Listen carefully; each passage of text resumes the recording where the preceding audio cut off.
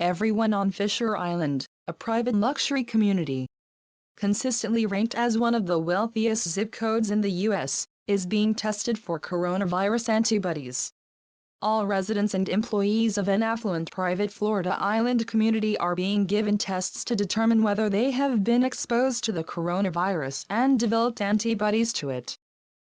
Fisher Island is a private luxury community, consistently ranked as one of the wealthiest zip codes in the U.S., which also boasts a beach club with one of the country's only truly private beaches and a luxury hotel, according to the club's website.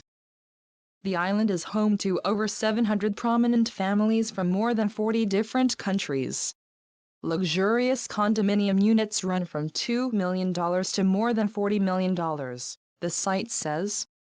Fisher Island is promoting social distancing measures and encouraging the use of masks, and it has closed club amenities like golf courses and tennis courts, according to the statement.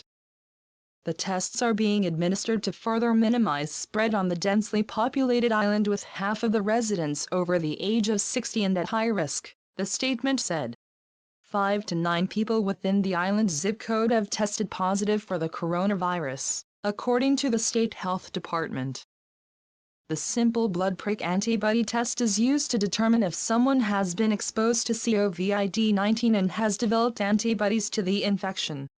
It is not to be confused with the much rarer nasopharyngeal swab, which is the test that detects infection, the statement said.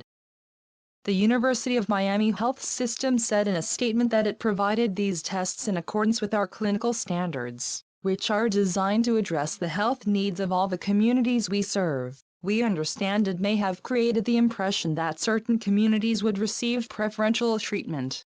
That was not our intent.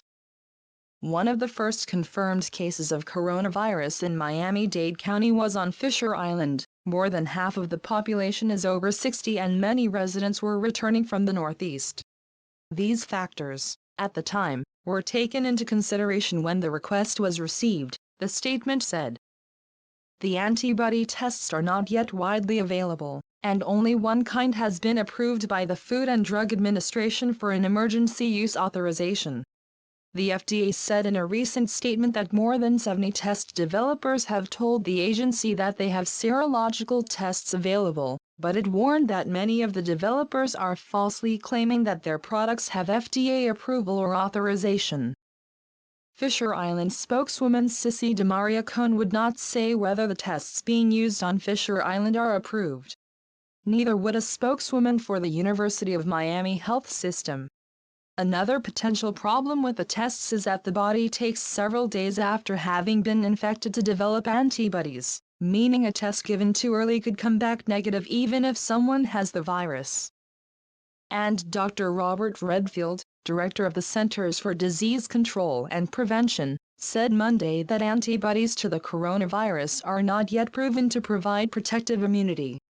I think that's going to take us, pretty much, through the next year to be able to understand what the protection is, and how long we can see that last. Will probably take years for that to happen, Redfield told NBC News.